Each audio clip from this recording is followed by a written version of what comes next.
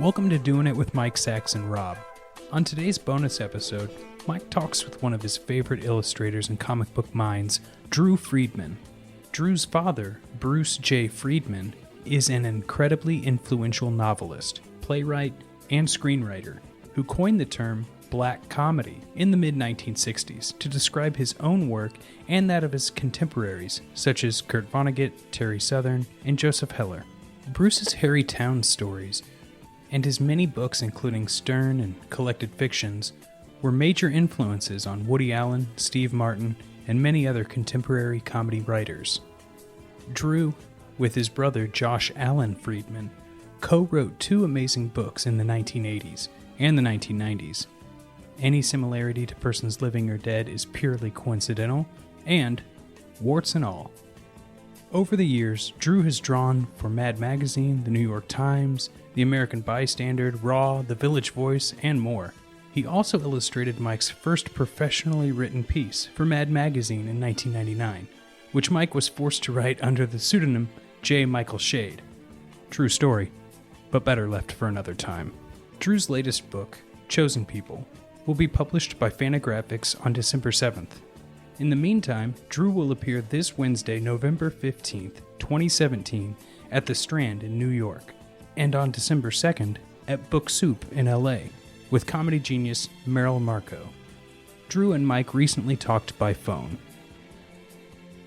It's so funny. I mean, I had a subscription to Spy. I was just a kid, but through those issues, I learned about so many people, including Trump, and they were way ahead of their time as far as calling Trump for what he is. I mean, when I hear about people who didn't know much about Trump in the last election, it just kind of shocks me, because for 30 years, I've known about him through Spy magazine alone. Yeah, it was all laid out, and then they made him a cover boy a couple of times, but it was basically laid out in the magazine. If you followed Spy, it's like, to think that he would advance to, where he is now was unthinkable if you were, reading Spy every issue. What they were, between Kurt Anderson and his editorials and what they were doing. And then I was involved in that in a small way, drawing my cartoons for them. And I've drawn Trump over the years for Mad, and for Time Magazine, for The Observer, a bunch of covers I've done for him. But, it was just innocuous stuff. It was like, okay, he's a sleazy guy with women, and he's like, his real estate maneuvers are not on the up and up. But, beyond that, it was like, it seemed like he was just going to fade, of course. So, the rest is history. One of my favorite all-time pieces, I remember cutting this out of the magazine and keeping it, was Bruce Handy's article about The Day the Clown Cried. You did the illustration for that. Yeah. And it was a shocking illustration. I remember as a kid being shocked by it, and then later I became friendly with Bruce, and he's quoted as saying that it was almost too realistic, that with Jerry wearing his pinky ring, the slick back hair in the crematorium in the death center was almost too spot on. Well, that's what they wanted. They requested that because I hadn't seen the film. I still haven't. I've seen clips, and neither had they. They had just were going on reports of it from Harry Shearer, a few other people who had seen clips or more that Jerry had shown people. So they requested that he was going to be wearing shiny Vegas shoes and the pinky ring and his hair slicked back. Although in the film, if you see clips, he doesn't have the hair slicked back, no. In his Jerry Greasy style. He lets his hair grow out a little bit like Mo Howard or something. But so I did the illustration. They asked me to do it. I hadn't seen the film, but then it becomes tricky for me because I actually became friends with Jerry Lewis years later. So I dreaded Jerry ever realizing that I was the guy who did that drawing. I can talk about this now, and I've talked about it before because Jerry is gone. But Jerry was very nice to me. That's like a cliched line. Well, he was always nice to me. So Jerry Lewis was always nice to me. He would call me and ask me what I was working on. He liked some of the pieces I did on him. I did a thing for the New York Observer when he first called about why the Academy Awards should give him a special Oscar, a career Oscar. And when it came out, he called the next day. I knew he was going to be calling because the editor, Peter Kaplan, told me, Jerry's going to be calling you. So that was a thrill, but, he was very gracious, and then, he said, Drew, would you mind if I call you once in a while? I said, of course, that would be great. So we struck up a friendship, but during that entire friendship, over, 15 years, I really dreaded him finding out that I was the guy who did that illustration for the Day of the Clown card, because that's something you could never bring up with him. It was very tricky. He was very ticklish. I mean, he was known to show up at journalists' newsrooms if he wasn't happy with something that someone had written about it. This was not an easy guy to get along with. To love Jerry Lewis, you have to appreciate the good with the bad, and I do. So, but that was the one thing. And when I first talked to him, I knew there were several. I'd heard and read and heard from people over the years, like, you don't mention Dean Martin's a tricky topic. It's like you don't really bring him up. Wait for Jerry to bring him up. Don't mention Sammy Petrillo, and don't mention especially the Day of the Clown cried. Mm-hmm. So I avoided all those topics the first conversation, but sure enough, my friend Dave Abramson is writing a biography of Sammy Petrillo, and for those who don't know, Sammy Petrillo was the young 17-year-old kid who did a letter-perfect Jerry Lewis imitation. Jerry hired him to play his baby brother or his son in one Colgate Comedy Hour and put him under contract, but he didn't use him beyond that. Sammy broke off from Jerry and appeared in a film called Bela Lugosi Meets a Brooklyn Gorilla with fake Dean Martin named Duke Mitchell. The film bombed at the box office, didn't do any good, but Jerry never forgave him, never had anything to do with him after that. Sammy went on to have this completely mediocre career as a comic at strip clubs and appeared in a couple of nudie films and things like that, and died a few years ago. So my friend Dave, he says, a fascinating life, though, because he just persisted with this Jerry Lewis imitation, but just veered off into the this sub-show business world that he existed in for years, Sammy. So my friend Dave is writing this massive biography of Sammy. He actually has interviewed many people. He interviewed Sammy at length. So, of course, the ultimate interview for the book would be with Jerry Lewis, which seemed impossible. Yeah. But since I became friendly with Jerry, I said, let me call Jerry and see if we could work that out. And sure enough, I called him. I said, Jerry, believe it or not, I have a friend who's writing a biography of Sammy Petrillo. And Jerry just said, Drew, if he's your friend, I'll talk to him. Wow. So Jerry called Dave. Dave has this on tape. And Jerry said, I have one question for you. Why are you writing a biography of Sammy Petrillo? And Dave said, well, it's a fascinating, almost Shakespearean story of this man who wanted to be you and then became you, and then you hired him, and then he broke off. And and so Jerry was happy with that. And he talked to Dave for his biography of Sammy Petrillo, which hopefully will be coming out in the next year or two. I can't wait for that. I mean, I'm fascinated by this guy. Do you think Sammy would have gone into showbiz if he wasn't like Jerry Lewis? And if Jerry Lewis hadn't existed, would Sammy have been more successful? Because he kind of reminds me of those singers who were always compared to Paul McCartney, like an Emmett Rhodes or something. They just happen to sound like Paul McCartney, and they can never get out from under that shadow. Yeah, that's a good point. I don't know. Yeah, hopefully the book will delve into that. But, Sammy did such a letter-perfect Jerry, and he kind of looked like Jerry when he was a teenager in the Bronx. When he was 15, 16, everybody kept telling him. And Martin and Lewis were huge. They had just emerged. And they were telling this teenage kid, you look just like Jerry Lewis. And then he started sounding like Jerry, and then Jerry discovered him. Jerry would often say, and he said it on the Today Show once, because they showed a clip of Sammy Petrillo with Eddie Cantor, thinking that they were showing a clip of Jerry Lewis. This was in 1951. So Jerry was on Today Show talking about the King of Comedy, and they showed that clip in a montage, and they cut back to Jerry and said, that was not me, that was Sammy Petrillo. And you could see he was perturbed, but he dealt with it. And they were chagrined. Brian Gumbel said, oh my God, it's I can't believe we did that. And Jerry said, no, he was this kid I discovered when he was 17, and he did an amazing imitation of me, and I hired him, and he just remembered everything precisely. I don't know if Sammy had really enough talent to to have had any kind of career without kicking it off by imitating Jerry Lewis. That got him a bunch of attention. Got him on with the Milton Berle show, and got him, he performed with Eddie Cantor, and he was on the Colgate show with Martin and Lewis once. So if he wasn't a Jerry Lewis imitator, he just would have been just another comic, I suppose. He has a special kind of magic aside from his amazing Jerry Lewis imitation. So how long is this bio going to be?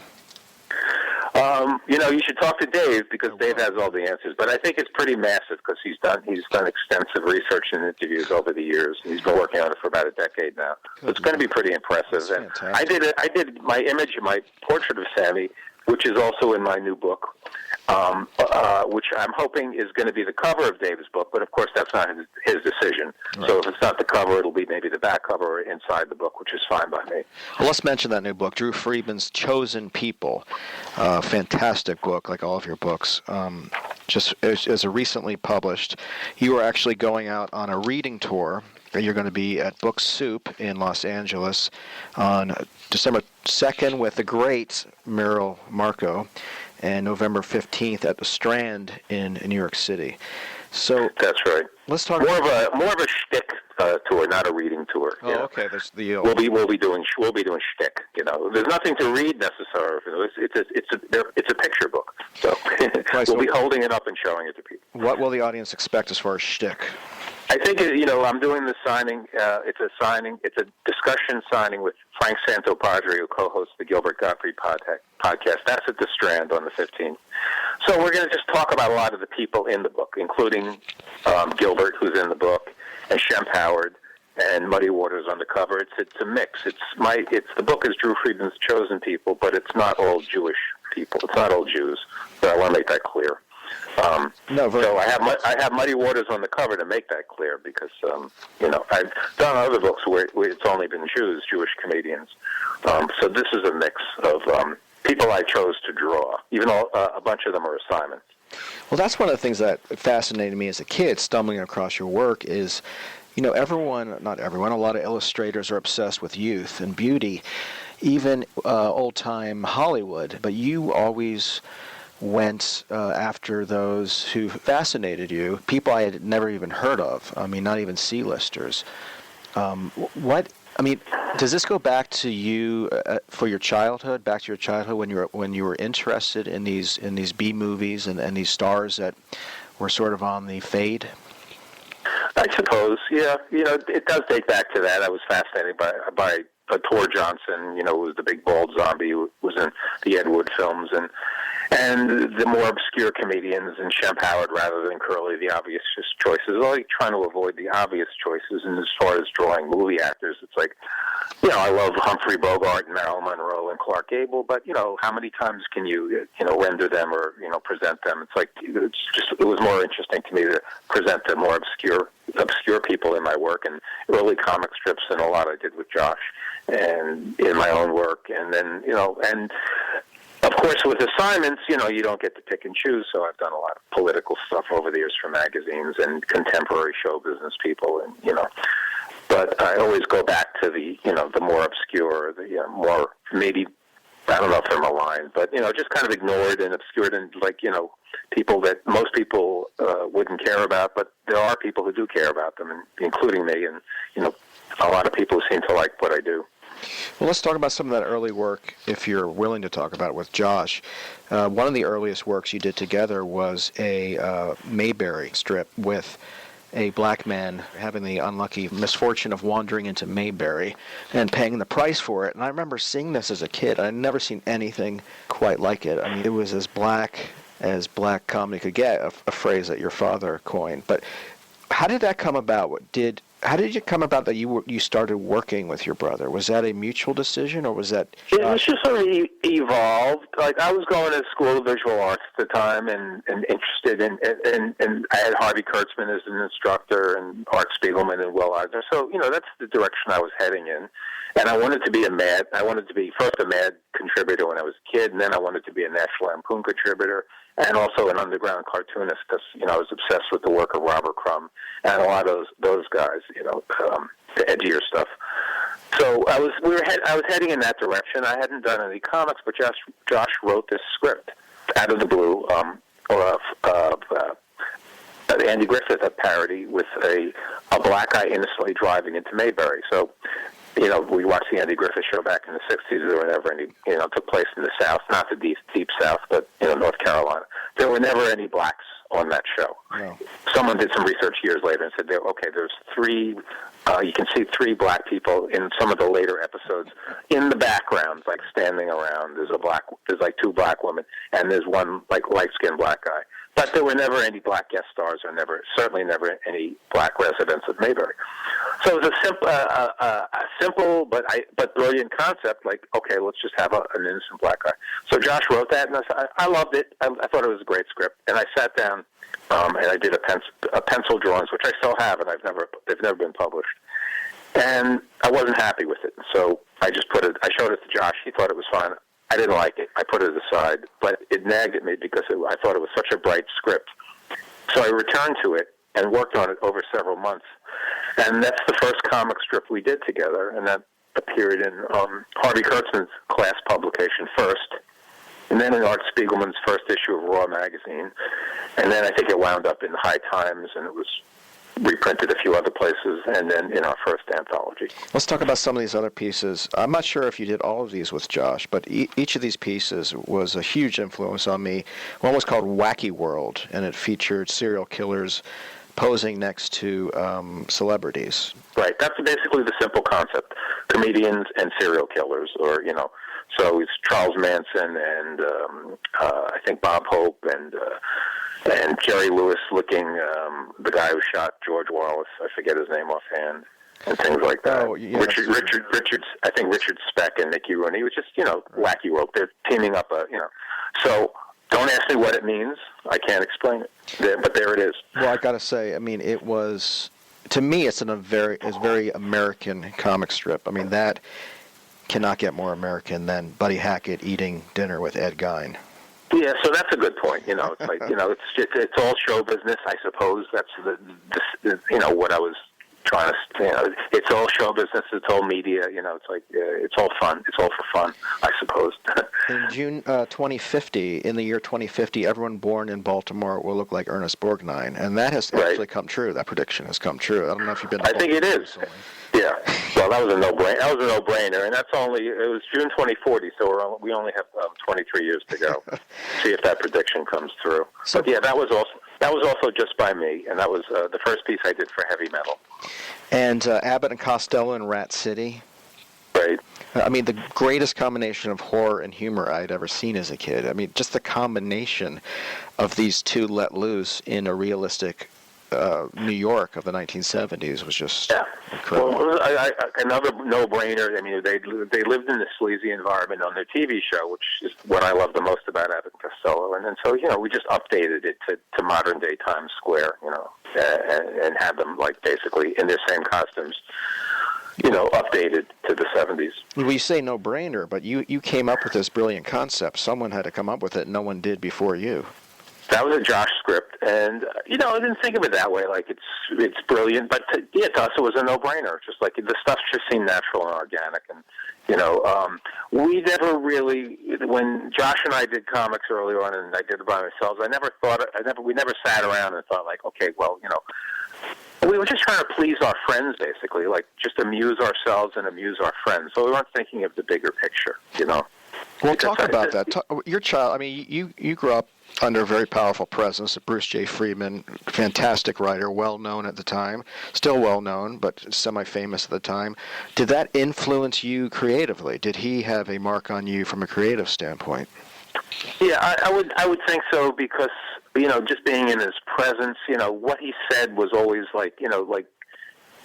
special.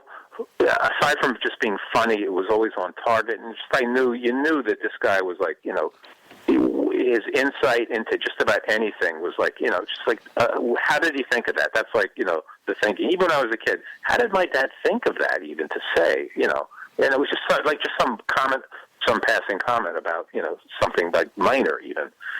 So that was there, and it was also, you had to be on your game around him, sitting around having dinner, or, even, going out to the backyard and playing sports and stuff with him. You just had to be on your game, and my brothers and I were aware of that, and I think Josh and I especially were astute to that. Also, knowing that he was basically, he quit his day job when he was 36. He was a magazine editor, and then he was just working on his own work at home, and that stuck with me. I wanted to, I couldn't imagine just going out and getting a job or working elsewhere aside from my home. So I haven't. But that to my mind, that's what you do. It's like you stay home and you just do your work, and like that. Stir Crazy, Dr. Detroit, Splash, The Lonely Guy. I mean, this guy, if you're into comedy, he was really he's at the top of the charts. I mean, he's as good as you can get. Well, that's very nice of you. Let me clarify. You mentioned Dr. Detroit. He did not write Dr. Detroit. You know how it works in Hollywood. His name is on that movie. There's not one word of dialogue that he wrote on that film. Stir Crazy contains, I think, one sentence that he wrote, although he has the full credit for the film. That's how Hollywood works. The Lonely Guy was based on his book, The Lonely Guy's Book of Life.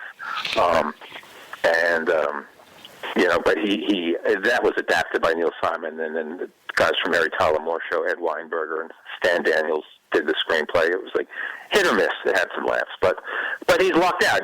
Splash was a big hit, and Stir Crazy was a big hit, so he's had success in Hollywood. But that's how it works. It's like, again, Dr. Detroit was one of the most horrific films I've ever seen in my life. I couldn't believe how awful it was, and it was based on a brilliant screenplay that he wrote. That they just mangled, and Dan Aykroyd was to blame. But everybody around that film. It was based on a brilliant screenplay called Detroit Abe, about this Jewish guy who somehow becomes a pimp. But it just became one of the worst films ever. Well, he's responsible, not your father, but Dan Aykroyd, for fucking up a lot of movies. I mean, he's been some of the worst movies ever made. Yeah, in fact, I once did a parody of him for Spy Magazine, where he's like, he has two boxes in front of him of scripts. One box has a huge stack of scripts, and the other box is completely empty, and the box with the huge stack of scripts has a sign saying accepted, and the box with no scripts says rejected. So he would just take any piece of shit. The disappointing part about him is because he was so brilliant when he was on SNL back in the 70s, so promising. Yeah. It's like, where did he come up with that? He was just low-key, but he was just so brilliant. And then, so that's the big disappointment in a guy like him. It's like, what happened? Yeah. I understand what happened. He went for the money, and so that's his legacy. Well, was your father? I mean, it's an up and down career when you're a writer. Did he have? He had huge hits like Steam Bath, plays that really hit. But he must have had a frustration with Hollywood.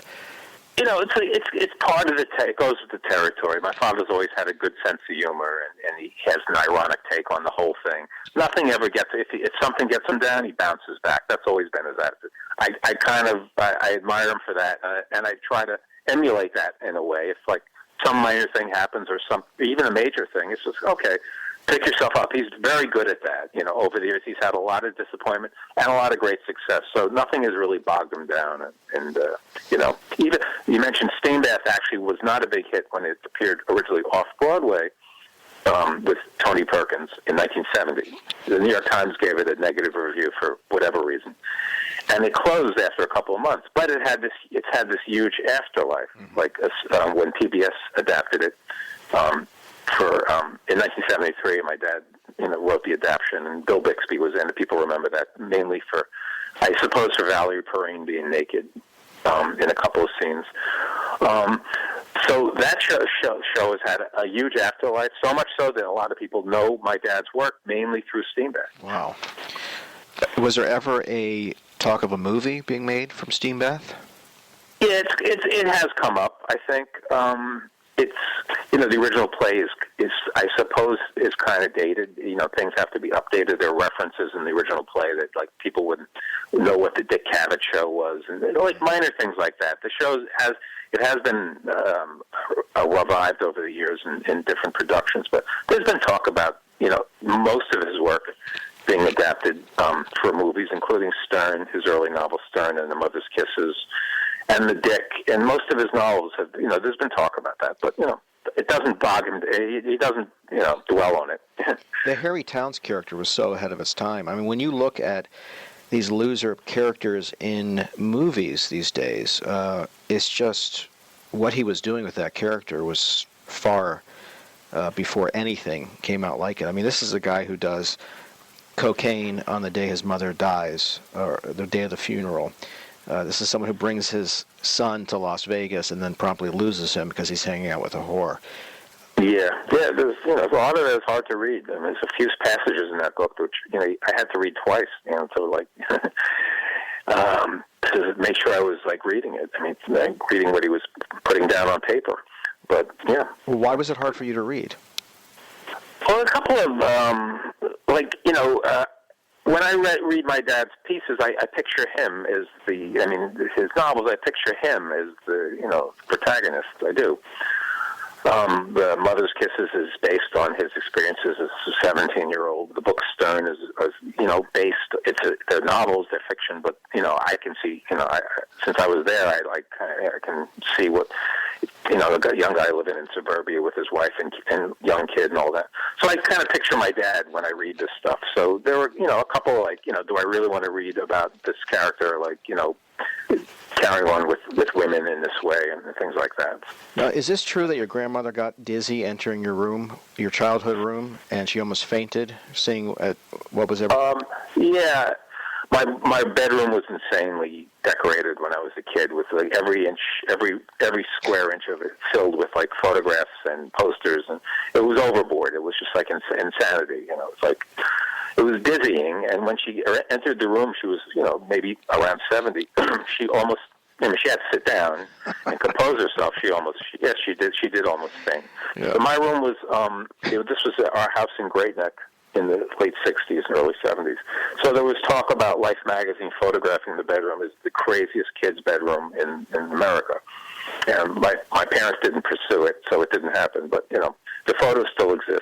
So my influence was Forrest J. Ackerman, who edited Famous Monsters of Filmland magazine. He had this home in Hollywood called the Acker Mansion, where every square inch was also decorated with his collection of, obscure or vintage science fiction and horror photographs and posters, things like that. So he put these photos in his magazine, and to me and a lot of kids out there, we're just fascinated, obsessed with that. And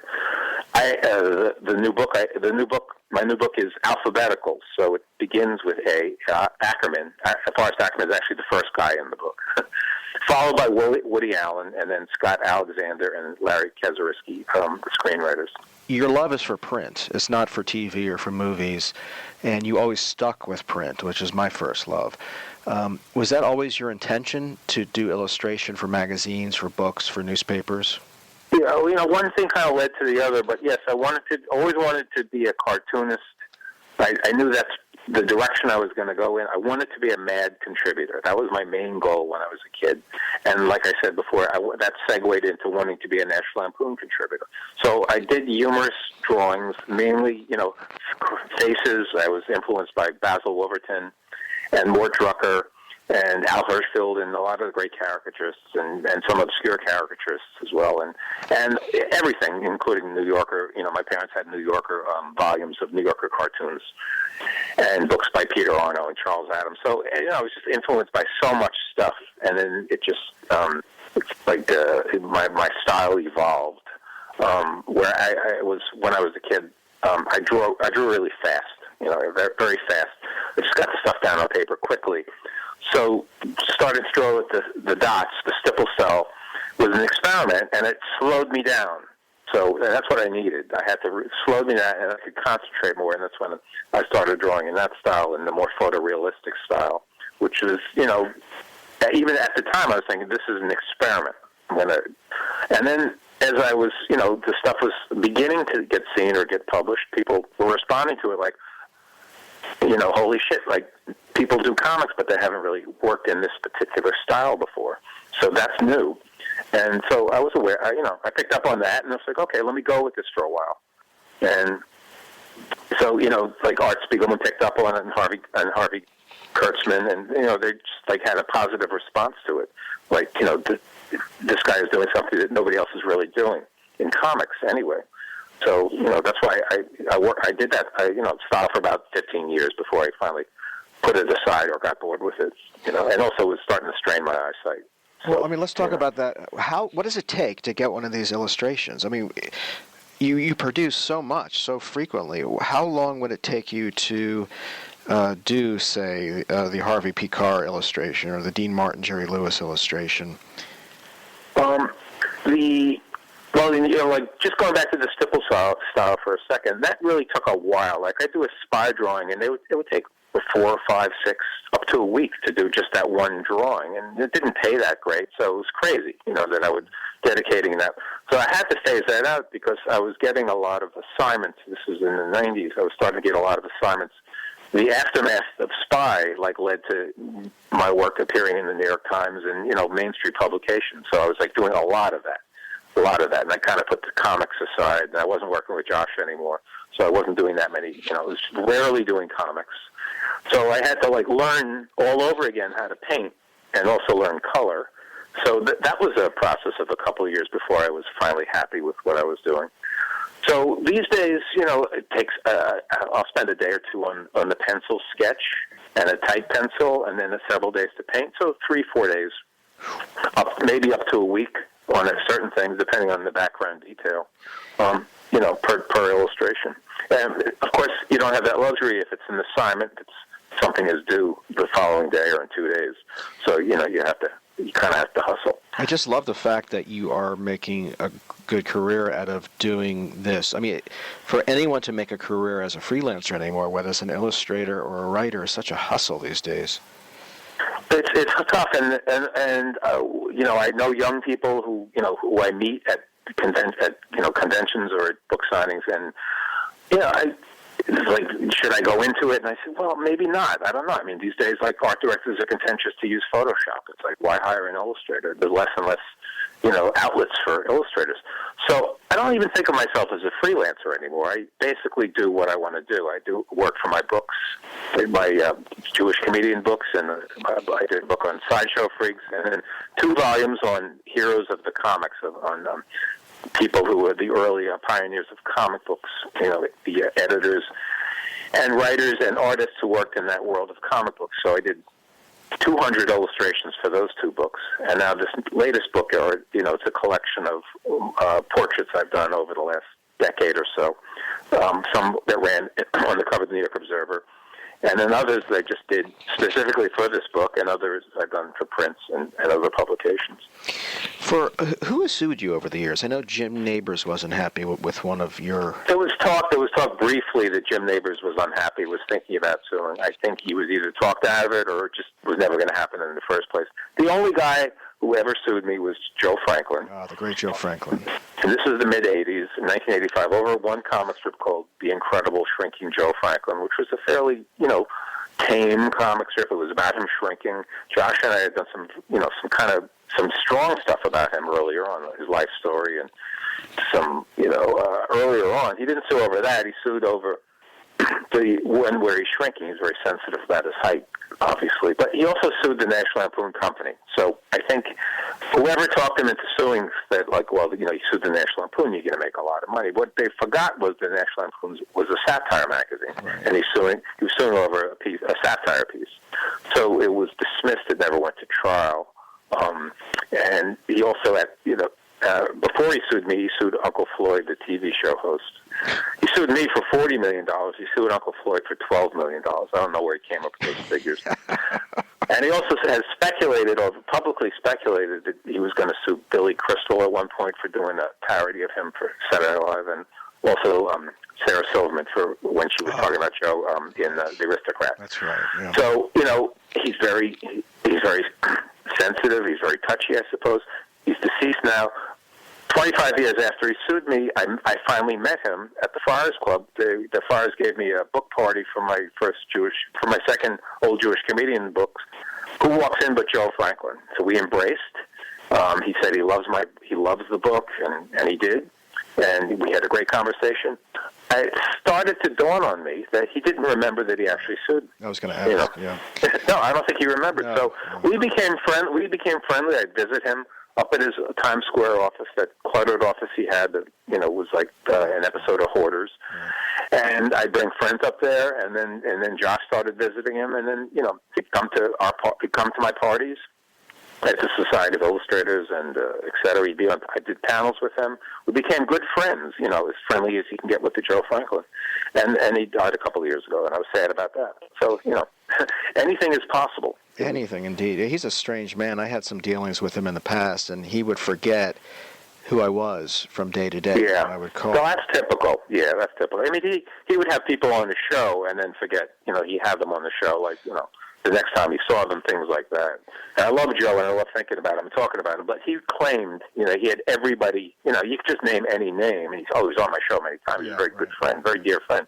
So any name. So I knew somebody who was very intimate with Joe, like just worked with Joe over the years, and told me Joe Franklin always wanted Cary Grant to be on his show. Never had Cary Grant. That's like one of his big regrets, never. So, all right, I decided to test that, and I said to Joe, did you ever have Cary Grant on your show? And Joe said, oh, yes, he was on my show many times. A very, very dear friend. So that became kind of a joke, because like I would mention anybody, like, well, did you have JFK on your show? Oh, yeah, many times, a very dear friend. Did you have Joe Dorito on your show? Oh, yeah, very dear friend. Over, so. And finally, Joe was in on the joke, finally, because I was on a couple of panels with him, and he was just going with it, and the audience was snickering and laughing and stuff, and he was just enjoying it. So even he was in on the joke, finally. What I loved about him, too, was he would never return his calls. He had his staff, phones ringing, real busy. I mean, it sounded like a really busy office. I don't know what was going on in there. And he would always get on the phone after an assistant got through to me. I asked him for some old-time comic writers to interview for my first book, and he had a lot of promises. And then he eventually got me a list, all of whom were dead. So I got back to him. I said, listen, can I have some writers who are alive? He said, oh, you need alive writers? I said, yeah, people I need to interview. Never heard from him again. Well, that's classic Joe. He always had one or a particular flunky in his private office picking up the phone. He didn't. Although he's always posing on the phone. If you look at photos of him, he's always picking up the phone. That's what important people do. They talk on the phone. So, and if he did happen to pick up the phone or they put him on, he would say, call me back on Tuesday. I'll have good news for you. That was like his standard line. Right, call me back next Tuesday. I'll have good news for you then. It's like just blow you off. But then, it's like, somebody actually famous was calling. He would pick up. It's like, but it has to be screened. Who is this? What do they do? Well, it's Bill Cosby. He's a comedian. Okay, all right, put him on. But it was such a show. I mean, all that. Who would work as his flunky to just sit there and answer calls? It's like in his way, Joe was a legendary guy. I mean, he didn't need to tell tall tales about who was on the show because he had a lot of legendary people on the show over the years. Yoko was on the show, not John. Well, he had Yoko on his show. This is an example. One time when she was promoting her book Grapefruit in 1970, 71. So Joe turned that into, I've had John Lennon on my show 40 times. Yeah. Like that. So then he once, when he was on Gilbert Gottfried's podcast, he said, I had James Dean and Al Pacino on my show, 1952. So they were like, oh, really? Wow, that's amazing. Yeah, 1950. So, after the show, Frank Santopadre said, wait a minute, 1952? Yeah. Let me just do some research here. Right. So, 1952, James Dean would have been in his early 20s. He was still working as a New York actor. But Al Pacino would have been 11. Right. How could an 11-year-old Al Pacino have been, maybe he was a kid actor, but what was the likelihood that Al Pacino would have been, Nothing. But, so this is it's just like, that's Joe. Yeah. Talk about a link to the past that doesn't exist anymore. God bless that guy. Well, like I said, I loved visiting his office. It was and I miss it. It was on 43rd Street and Faith Avenue, and it was just like one of the last. It's like after he died, I said, part of New York has died with Joe Franklin. Yeah. It's like things are not going to be the same. Just another chink in the end of the New York that we loved. So I do miss him. It was like, but it was good to have a sense of humor about him anyway. So one of the people you talked about that I'm obsessed with on the podcast recently is Andy Devine. Now you mentioned that there was an urban legend or a rumor that he was more than good friends with a famous actor.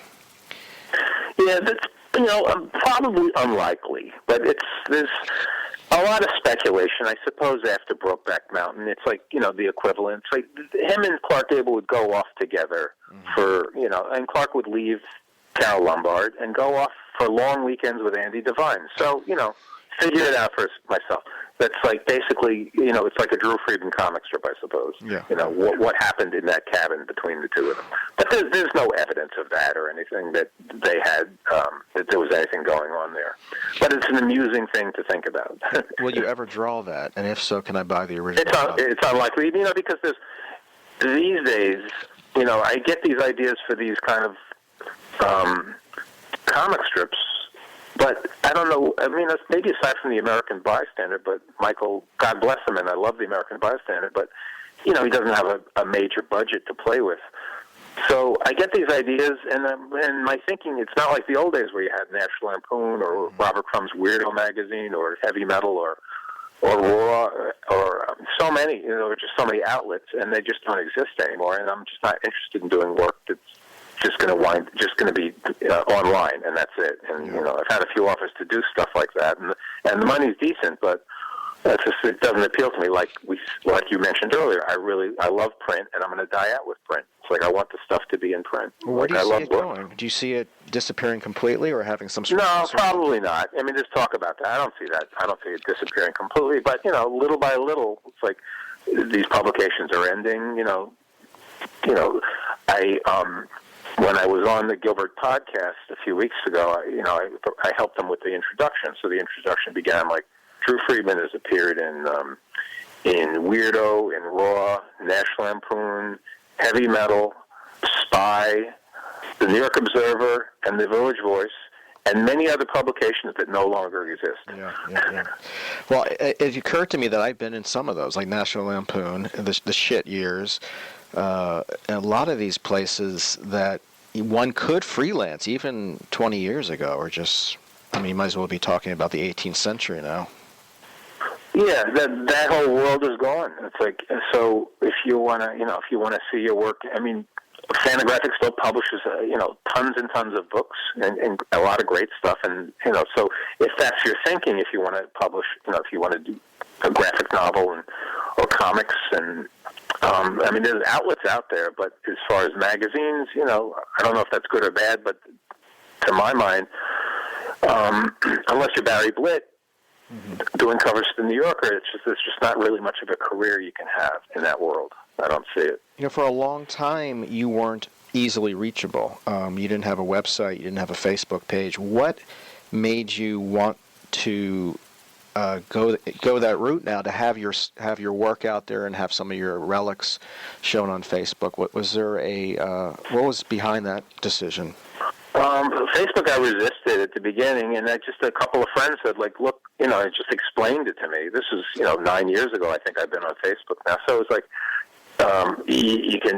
Facebook can be whatever you want it to be. You can go on there and have 2 friends, or you can go on there and have 5,000 friends, or you can do what you want. So, like, I realized, like, soon after that, it's just a great way to promote your work and promote public events. If I wasn't doing that, I'm not even sure I'd be on Facebook, because they basically follow maybe about 20 people.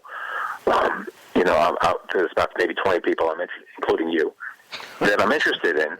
So, but it's a distraction. So, if I have a deadline, I just close the computer. I won't even go there. So, that was my thinking originally. Like, well, it's just a big distraction. I don't need that. So I'm not on Twitter and I'm not on anything else. I am on Facebook and I have fun with it, but I try not to let it overwhelm me and try not to put too much time into it. If you look at my posts, I post maybe once, up to maybe twice a day, and that's it. I don't.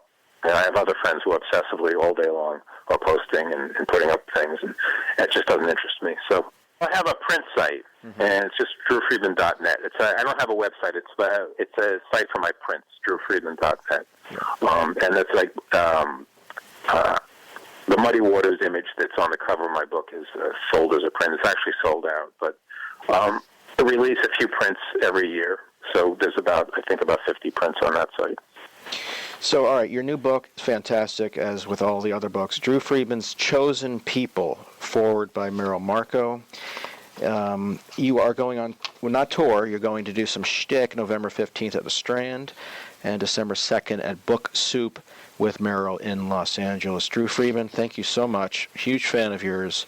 I think you're brilliant, and I love what you're doing. Just keep on going strong. Thank you, Mike. All right, I'll talk to you soon. What do you want? What? What are you doing? Come on in here and spank the monkey, big boy. That's pretty cute, you know. What are you doing? Help, Dookie, get me out of here! Help, Dookie! Dookie, get me out of here, will you?